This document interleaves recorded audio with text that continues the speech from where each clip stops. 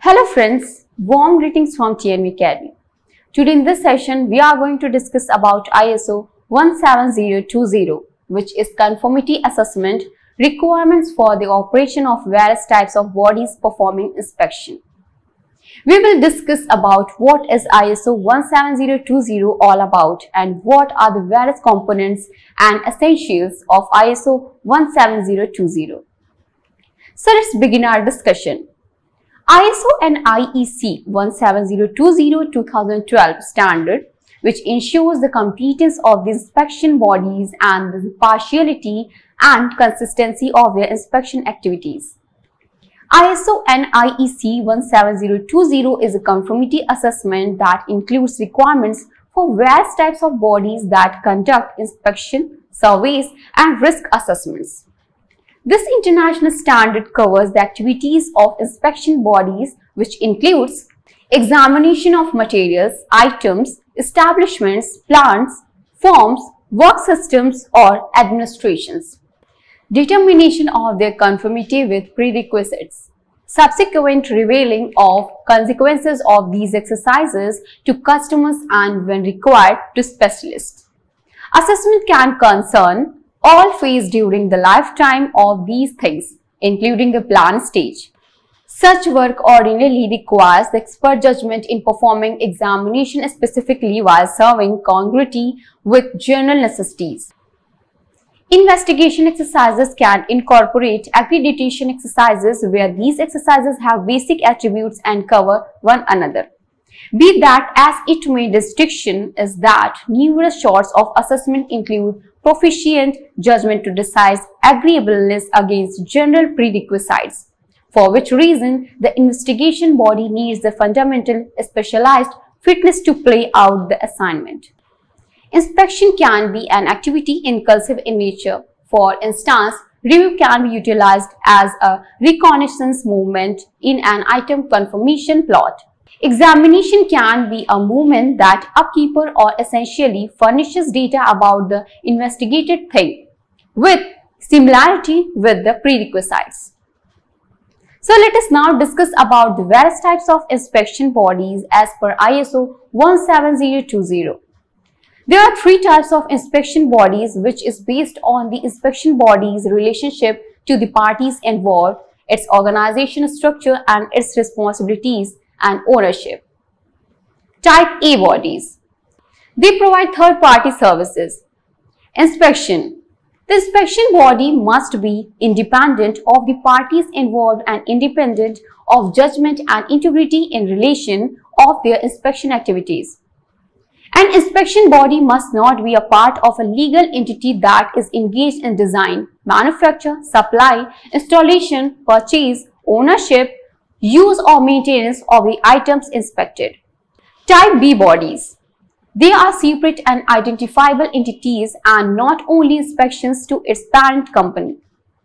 Inspection services must only be provided to the organization of which the inspection body is a part, away from the duties of the examination staff from those of the faculty utilized in different capacities. Type C bodies. They are identifiable entities but are not be a separate part of the organization. Type C can also supply inspection service to parties other than the parent organization. The inspection body must provide safeguards within the organization to ensure adequate segregation of responsibilities and authorities between inspection and other activities. The design, manufacture, supply, installation, servicing, maintenance and inspection of the same item carried out, but a Type C inspection body must not be undertaken by the same person. We will now move ahead and discuss about the principles of ISO 17020. The principles include impartiality and independence. Inspection activities must be impartial and the inspection body is responsible for the impartiality of its inspection activities and not allows commercial, financial or other activities to compromise impartiality. The inspection body must identify risk to its impartiality and efforts should be made to maintain impartiality.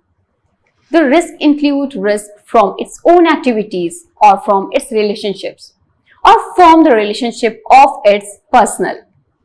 Be that as it may, sub-connections don't really give an assessment body a hazard to fairness. A relationship that undermines the unprejudiced nature of the investigation body can be founded on proprietorship, administration, the board, work, force, shared assets, accounts, contracts, showcasing, counting, marketing, and installment of a business commission or other prompting of the referral of new customers and so forth. If a risk to impartiality is identified, the inspection body must remove or reduce such risk. The top management of inspection bodies must be committed to impartiality confidentiality. The inspection body must be responsible legally for the management of all information obtained or created during the performance of inspection activities. The examination body must illuminate the customer ahead of time of the data if going to unveil in open space aside from data that the customer makes freely accessible, or when concurred between the review body and the customer, for example, to react to objections and other related issues. All other data is viewed or secret. At the point when investigation body is legally necessary or approved by authoritative duties to unveil secret data, the customer or individual concerned must be except is disallowed by law. Be advised of the data furnished and the condition managed. Data about the customer acquired from sources other than the customer, for example, complainant, controllers, likewise be treated as private. So let us now move forward and discuss about the requirements of ISO 17020 certification. The ISO 17020 accreditation incorporates the same level of requirements as the ISO and IEC 17000 series, such as ISO IEC 17020 for testing and calibration laboratories, ISO and IEC 17065, and as mentioned ISO 9001.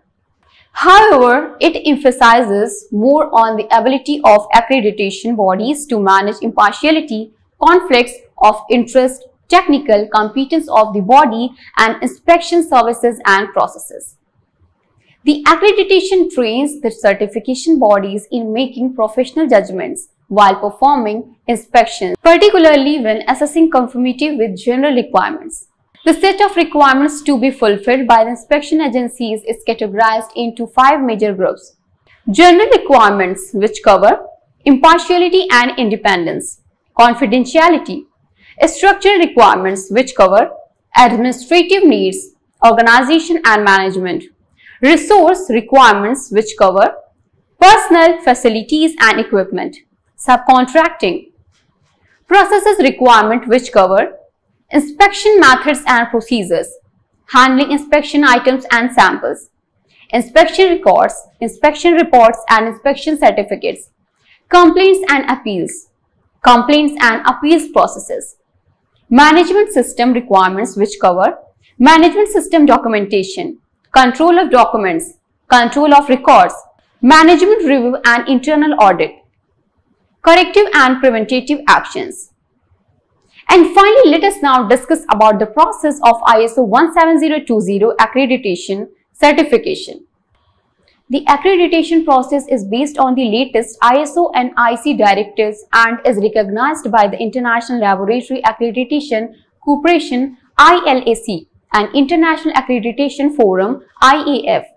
The 17020 accreditation certification is a sequential process involving several stages of inspection, which include monitoring, auditing, and approval of the QMS.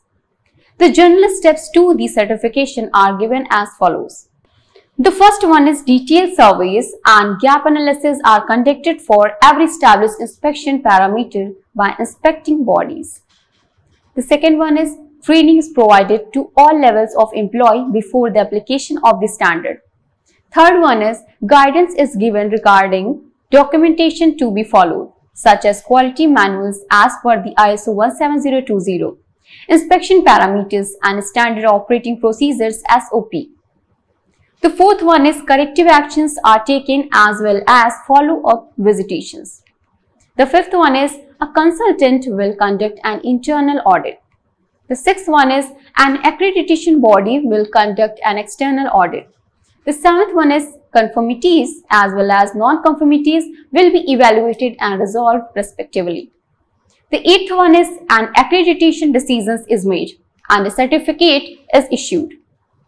Ninth one is additional conformance, monitoring and reassessment. So we have now come to the conclusion of this session. In case you have any questions regarding the topic which we have discussed today, then please put them in the comment section of the video and we will be really happy answering them. Till we meet next, is best wishes from TNV Academy. Thank you.